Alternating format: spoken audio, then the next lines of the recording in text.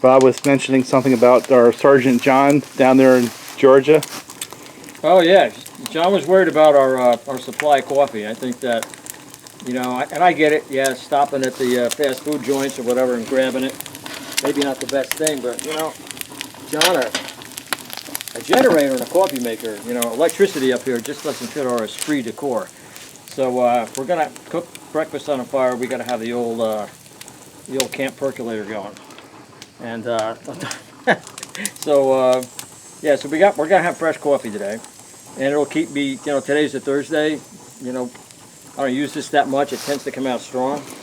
I may not have to sleep, you know, till the weekend. Yeah. But at least I'll be awake for the ride home later on. We'll wait for John to come up here, and along with the hotel room that he'll have to stay in, and the pampered dinners, he can have a electric perk. Oh, good. I would love to have him come up. That would be great. Yeah, we'll make sure we'll have a generator that's quiet, a tent to make sure there's no bugs, and an electric-powered percolator. But coffee's hot. Good. That worked well. Now we're on to dessert right there. And that's lunch. Rice and beans with venison kielbasa. He threw wood chips in the coffee, by the way. I can see that because we got grinds and wood chips in the coffee. One of the things. But first I told you so. Well, yeah. Well, you know what? It's funny. You usually spend like a stupid amount of time discussing. Well, it's sauce to bring. You bring this, and I'll bring that. And we didn't even talk about it, but we kind of ended up with really, in a lot of ways, it's just like some of our favorites. Yeah. Because you only got so much time to run. He's got a lot of saws. I got 3 times as many as he does. And, you know, how many, you know. So we were talking before about, you know, you don't want to waste the trigger time that you got running the marginal junk that, you know, every 3 cuts you're tweaking it with a screwdriver. I got a pet peeve in the saw world. This is the I told you so thing. There's that old saying that there's no replacement for displacement, but actually there is. And it's compression, it's port timing, it's really like kind of the quality thing, and plating. And one of the things that's been bugging me, about 6 years ago, I built on a 372 chassis. I had a 48 millimeter, which is what I'm bouncing around here. The 48 millimeter cylinder went to 365. And I did the usual stuff where I took the little skirt piece out here, and the thing ran really, really good. There's another guy, you know, Michael Lee, that sometimes has better results with the 48s than the 50s. And I kept saying to Walt, "You got to try it. You got to try it." He had a really nice 365, you know, sitting around, and he never did anything with it. And you know, finally, and he's had it in a couple of his videos. He finally did it, and he loves it because it's got all kinds of power. And it actually uses quite a bit less fuel. So the pet peeve that I've got is that because, you know, there's a lot of terms that take on too much of a life of their own, and one of them is like big bore. I gotta get a big bore kit. And all things being equal, if they're coming out of the same place and the quality is the same, then, you know, increasing the displacement is a good idea. But the amount of these 48 millimeter kits that get tossed aside for some cheap Chinese big bore kit with 60,000 squish and no compression, I mean, it drives me nuts that people do that. I got guys come into the shop and I go, "Yeah, I got to put a big bore kit on here." You know, one guy got some cheap, you know, the 45 millimeter, you know, 350 kit, and wanted to take off an OEM 346 kit because he got a big bore. So people place so much emphasis in that. I'm like, you know, I said, I'm not doing it. You want to do it, you could do it yourself, but I'm not putting this cheap aftermarket, you know, 45 millimeter kit and taking off an OEM. I said, you're not going to be happy with it. So I kind of refused to do it. So Walt now admits, you want to admit, you know, that that the 48s really do run strong, and it's a little bit different personality. I mean, the power comes on a little bit sooner. It was designed that way. That's why these transfers are a little bit smaller. And so we each have one in an orange saw. And this is kind of a coming attractions thing, because what we're going to do now is we got our affinity for the red side of the family. We're each going to build a really nice 2165 build. So I brought up, you know, a bunch of parts from. Some of them he's got to pay for. Like anything new, you know, like this, he wanted a set of cases, so we got a set of cases for him. And then I was accumulating from the junk pile some other stuff. So we got a tank, we got a starter. All right, we have a side cover. It's a little bit cracked. Maybe not ideal. Some of the parts for these red saws are going away. The two-piece top covers, like he's got on this 2175 here, with the factory big bore kit, which actually runs good. You can't get that; they're already no longer available, and there are not many of these available. I'm not going to get into specifics on that, but you can still get the one-piece 2165 cover, and it does use the slightly offset. This is probably too far away, but a slightly offset air filter for the one-piece cover. So at some point in the fall, we're going to run our hot rod at 48 millimeter on the red cases, and we have different recipes that we're going to follow. I'm doing mine my way, and he's doing his way, and that will, in a future episode, that will, I'm sure, feel a little bit more of an argument. I'm going to go like with the X-Torque carburetor intake then. Yes. Yeah, that's his deal. I'm just going to do my basic stuff. So anyway, we're going to have a little fun with that. One thing that's funny is there's one yellow saw here, which he was trying to tweak before. And as much as we think alike on a lot of things, like say we each bring up like 4 or 5 saws, and say we each have one that's screwed up and it won't run right. Well, my saw immediately goes into the truck because I didn't come up here to screw around with it and work on saws because I had enough of that like in the last 4 days.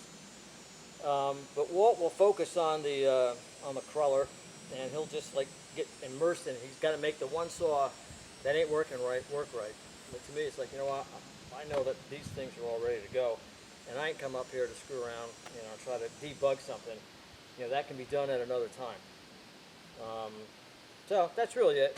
I don't think there's any aftermarket things here. But again, it's just these. If anybody has got these, there's got to be somebody watching this that did this and took off on a really good OEM kit. And the thing is, most people that do that, they don't even try to see what kind of potential you can get out of this and have some fun with it. They just dismiss it because, well, I'm going bigger. But so many of these aftermarket kits, you don't have any compression because you've got stupid squish. You almost have to get rid of the gasket or rework the thing extensively to get it to run good. Then you have, and how long is the plating going to stay on there? You got rough edges on the ports. You got quirky shaped exhaust ports. You know what? If the saw is dead, you want to get an aftermarket kit, then by all means, get the bigger one. But it's a sin. You're talking about sin. It's a sin to toss this away, for an aftermarket big bore kit. I agree. And some of the aftermarket stuff, I'm not going to dwell on it, but interestingly enough, there is actually an aftermarket saw here. And it's the that's right. It's that thing. That thing right there. But that's the accumulation of about 6 years of knowledge, where it's been morphed and evolved to the point where it's a working saw. Not everybody has the time to do that. And sure, some of the blue ones that are coming now are better developed. But that was a labor of love, There is no practical reason why anyone would ever create one of these. This saw right here. And I use it because it's a solid saw for me now. But it's an anomaly. It's not the norm. And not everybody is going to be able to put either the time or have the, I don't want to use the word mechanical skills, but that's what it is, to debug that pile of parts to the point where I've got that saw, which is now a reliable, useful work saw for me, even with that goofy sock on it. It's a good saw. But the reason I like it is selfish. Yet again, it's a lot of me in that saw. That's not something you can just pick off the shelf and expect to replicate. That's something that has a lot of heart and soul in it. And I like it. And it's aftermarket, but it also has some OEM parts to mitigate the lower quality aftermarket parts. But that's not a typical saw. That's something that's a creation over a period of years. Nothing that I brought out of these 4, I don't think, they all been here before. Well, Bob is off taking care of business. I'll just go really quickly through these saws right here. And this one was done on video. Basically, I call it my 2175 because it has a 51.4 millimeter Husqvarna top end on original edition style cases in plastic, which is like 2171 that has the 51.4 millimeter Husqvarna top end on it. Great running saw. This one here, bling saw, again there's video on this, and I started out with a kit saw and massaged and morphed and massaged it into what I have there. It's a good running saw, and it's really not that heavy for a 90cc saw, which is part of its attraction, and it makes stupid power for what it is. And you know, I might have 500 bucks into that, but I've got just countless amounts of hours making bits and pieces work, or replacing pieces, or going through different parts to figure out what combination work. A lot of research into that saw. And here's my 920. You saw this one too on video, and actually this one was first introduced to the online community on a thread that Bob and I had started way back in 2006 or 7 or 8, that time frame, long time ago. But I have two of the 920s that have been pretty much a staple part of my work saw rotation now. They're replacing my 925 Homelites in that role. And then I have two small saws, either this 254, which also was a video, or my 238 242 saw. It's either one or the other that ends up in the work rotation, either this one or one of those 238 242 series saws. Interestingly enough, Bob's got one of those. That's a great little chassis for a collector hobbyist type, but I'll tell you what, parts are going away fast for those. And the saw, Most of them are already gone. yeah.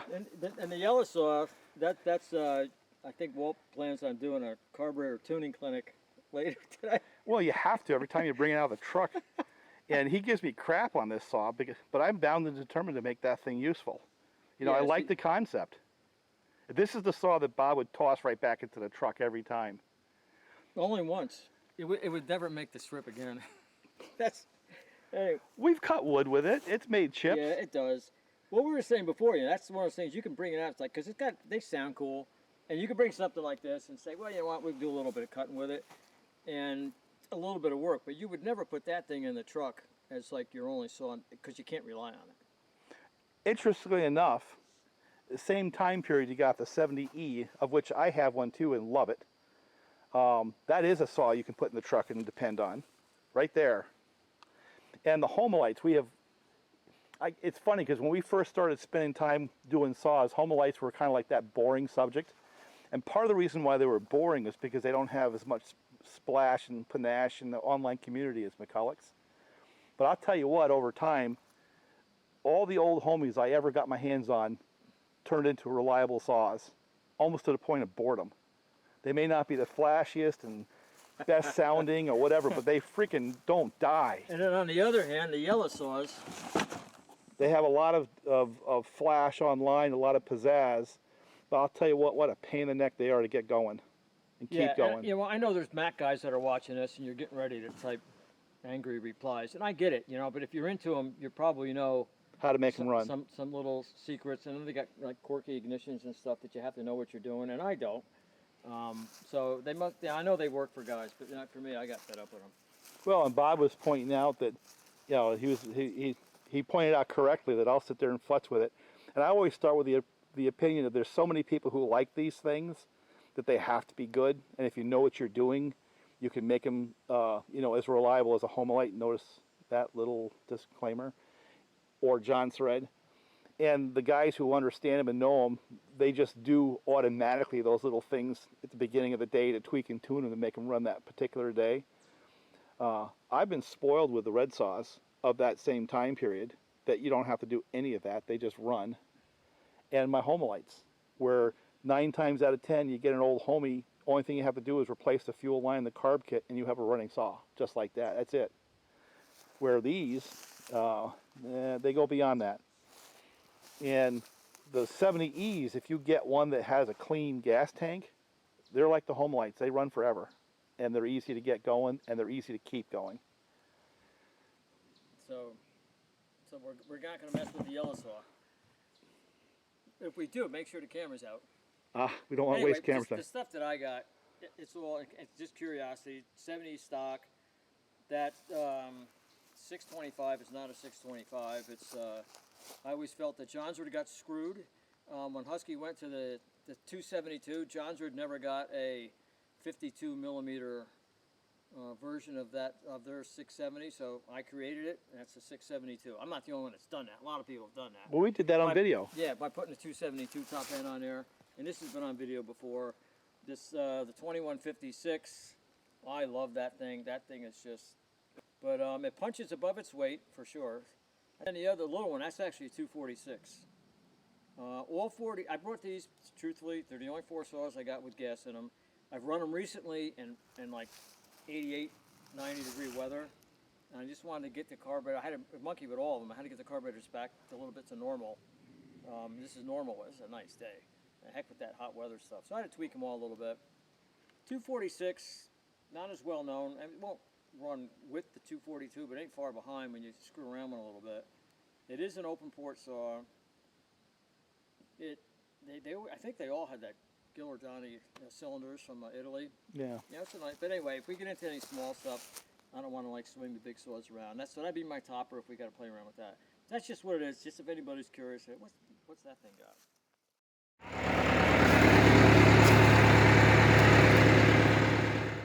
So if you cut right here, you miss the chain.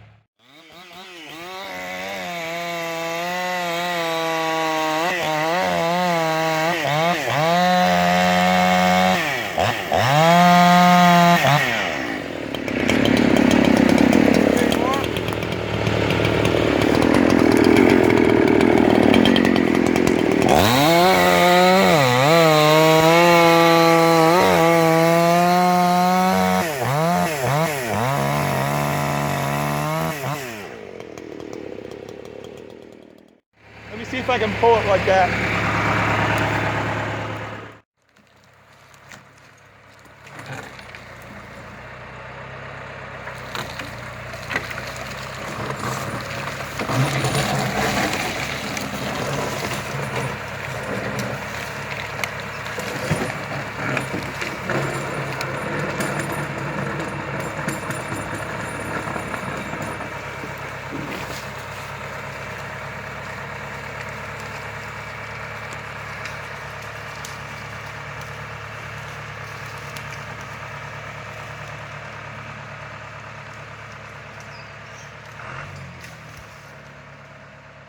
That's one tree gone.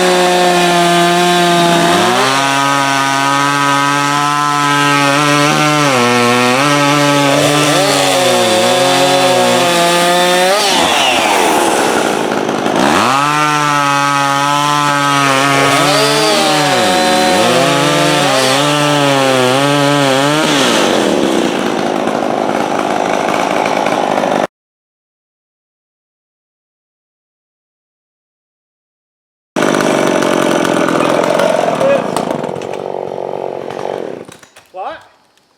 I tried to cut through that brick. That's a way to wreck a chain. It did. That's one of Jimmy's, from when he sets up his camper. Yep.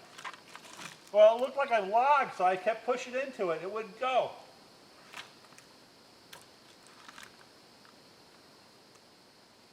Well, that's one way to not have to fuss with the yellow saw.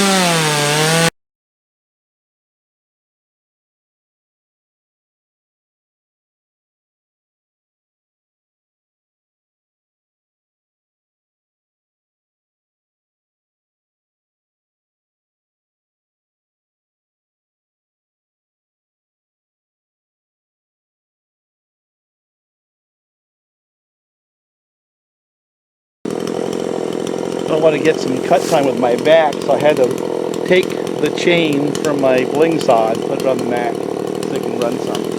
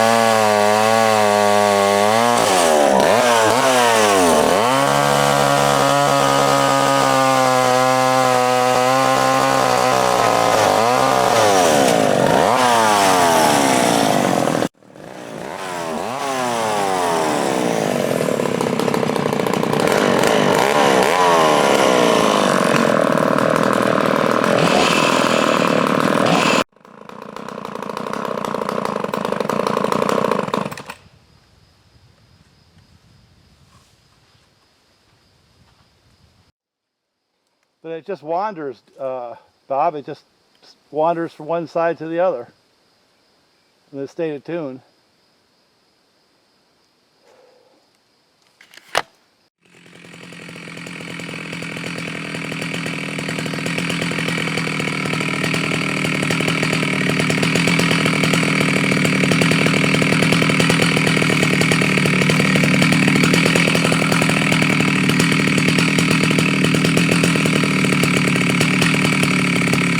I can come back tomorrow.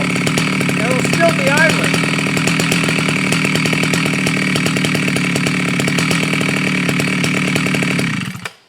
So some old saws do idle.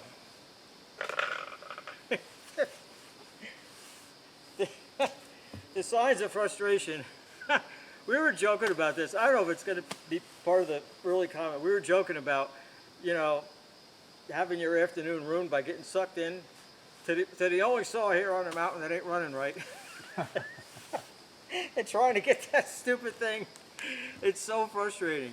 And they, you know, and maybe we shouldn't paint all McCullochs with the same brush. We shouldn't, but you know, but that thing, you know, and I got that Italian temper. I would have dropped the log on it by now, because it's just, we were joking about this, and it came true.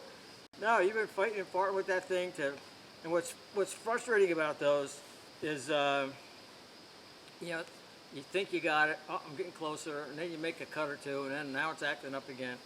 You know, and it's, with the amount of saws we got here, and you took it off the bling saw, Which is running perfectly. yeah, it was running great, but you felt like running the Mac, so you took the chain off the still, because the Mac hit a piece of cement. It was just, That was my sign, right? that was like, you should have said, okay, that's it for the Mac. But you took the chain off a really good running saw, and now, anyway, that's what we were. I know what was wrong with that Mac. What? It's running on Mercruiser oil. It should run on boat oil. I know. It's an anchor, right? Oh boy. No, what happened was I got a 5-gallon pail over there in I got a little bit enthusiastic with my 32-to-1 when I was mixing up my boat stuff. I just kind of did a brain fart and put in too much oil into that 20-gallon tank and realized I did 32-to-1.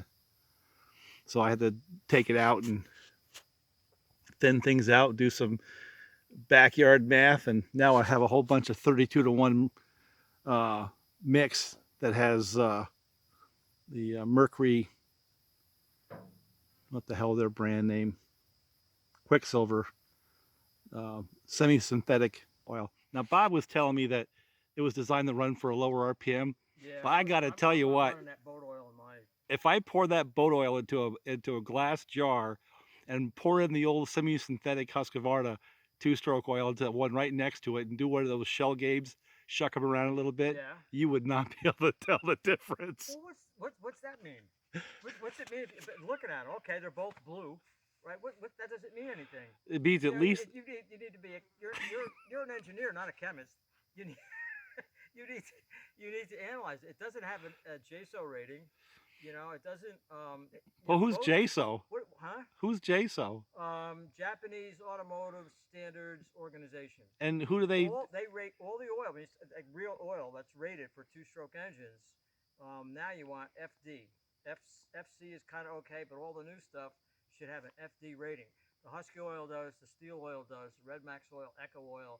You know, although some of these companies have multiple different, you know, varieties of 2-stroke, but may not all be FD, but that's rated for the heat and the, you know, 14,000 RPM. Your boat, your boats ain't turning 14,000 RPMs. And that TC3, I don't think that doesn't even exist anymore. They've been writing TC, nobody knows what it means. Anyway, I don't want to go on. Well, you already got me on it. Here, just spill the coffee. We're gonna mix the beer with the coffee now. See, And, I figured I'd get something out of him.